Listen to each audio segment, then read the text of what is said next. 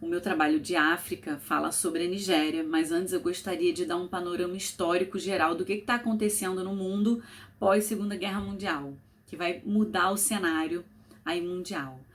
As potências europeias, elas tomavam conta, né, do cenário mundial até após a Segunda Guerra Mundial.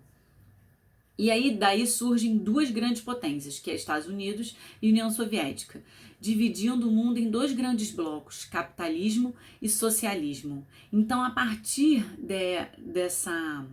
desse momento, né, em que muda esse cenário, surge também uma ideologia anti-imperialista. Então começam a surgir na África movimentos de libertação nacional. A partir dos anos 60, os países africanos começam a reivindicar, a se libertar da colônia.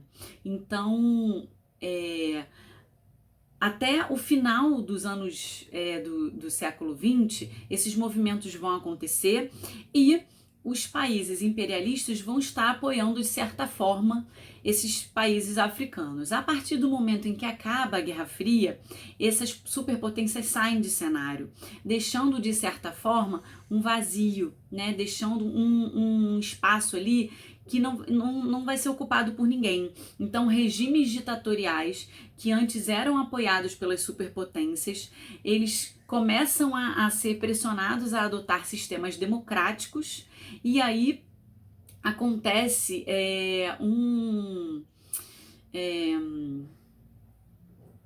lutas internas para ver quem vai ocupar esse espaço, já que esses regimes ditatoriais eles não estão mais em voga, né? Eles não estão mais sendo apoiados pelas superpotências. Então, as elites africanas acabam ficando sem apoio, né? Que seriam das superpotências, e diversas guerras internas vão surgir, tá? Diversas lutas internas vão surgir justamente para ver quem vai tomar o poder que ficou, de certa forma, vago, né? Que ficou sem apoio. Então, a partir dos anos 70, do século XX, vão surgir guerras internas dentro dos estados africanos que vão desagregar esses estados.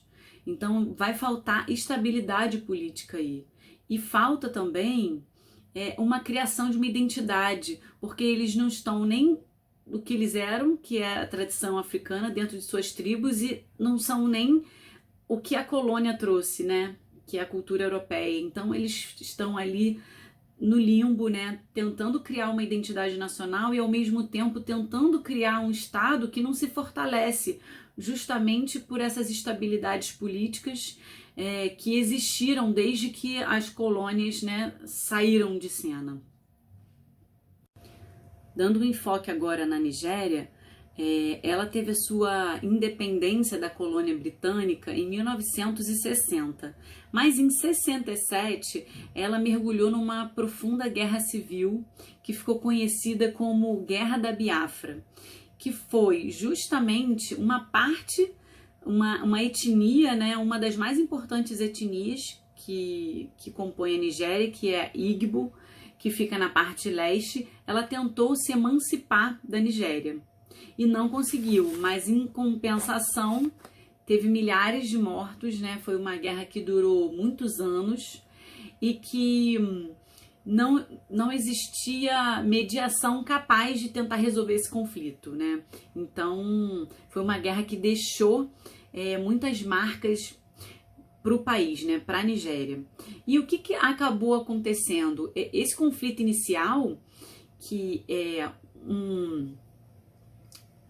uma parte do povo, né, nigeriano que tenta se emancipar, acabou mantendo esse conflito até os dias atuais, porque a população ainda é dividida, né, em várias etnias. Então acaba que esse conflito não foi resolvido, apesar da guerra ter acabado, da Biafra não conseguir se tornar, né, um país independente, uma república independente. Esses conflitos internos de etnias existem, estão presentes até hoje. O país, ele tem a maior população do continente africano, com aproximadamente 200 milhões de pessoas. Tem 250 grupos etnolinguísticos, o que acaba também, né, dificultando essa questão da identidade e de conflitos entre eles, divididos entre muçulmanos e cristãos, mas também existe um número significativo de pessoas que seguem religiões tradicionais africanas. Então tem todo um conflito aí religioso, étnico, cultural, e ainda tem a questão trazida, né, e deixada pela colônia. Então, não só a Nigéria, mas como a maior parte dos países africanos, lutam muito por essa questão étnica, né, deles tentarem entender quem são, mas ao mesmo tempo ter essa dualidade, né, somos africanos ou, né, somos colonos, né, somos, de certa forma, um pouco ingleses. Então eles oscilam, né, entre essas duas possibilidades, e isso é uma dificuldade, né, que eles sentem, e que vai ser muito bem descrito pelo romance de uma nigeriana chamada Chimamanda. Ela tá super conhecida agora mundialmente. Ela não só escreveu livros sobre a questão, né, da África, da Nigéria, mas também escreveu sobre feminismo, por isso que ela tá super em voga.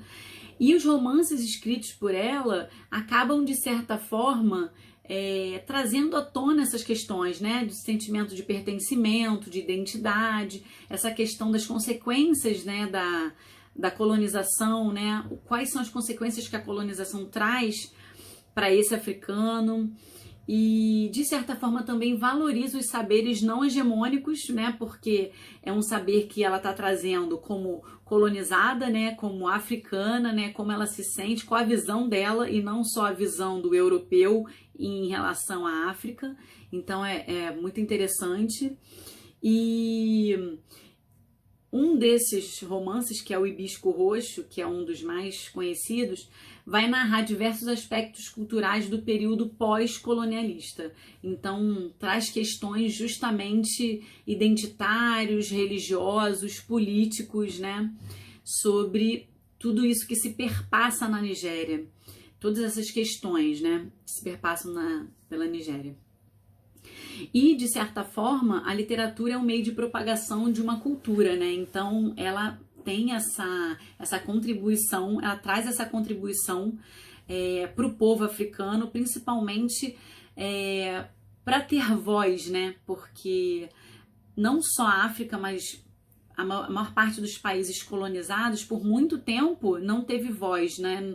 Não foi ouvido o lado do colonizado, e sim só ouviram o lado do colonizador. Então, quando ela escreve esses romances, quando ela faz literatura africana, ela mostra o olhar dela, o olhar de colonizado, o olhar de mulher, né, negra, que está dentro desse cenário mundial e que a gente está vendo, principalmente atualmente, né, com essas questões que eclodiram em diversos países depois do que aconteceu nos Estados Unidos. Então, é muito interessante, e eu acho que ela tem muito a contribuir, essa pensadora africana, escritora, né, que traz essas questões. E aí, eu vou trazer algumas questões aqui em relação às consequências da colonização. E aí, consequências identitárias mesmo, consequências de como o colono, né, como que o colonizado se vê aí dentro desse pós-colonização, né? Como que isso se dá, né? A primeira coisa que eu gostaria de falar é que o colonizador, ele é sempre o opressor, porque ele chega impondo a sua cultura, impondo a sua língua, a sua religião. Então, tudo que existia antes, ali na África, as tribos, as crenças, as línguas, elas são massacradas, elas são postas de lado. Então, o colonizador, ele vai ser sempre o opressor, e o colonizado, ele vai ser sempre o oprimido, que vai estar sempre aceitando, né, as imposições.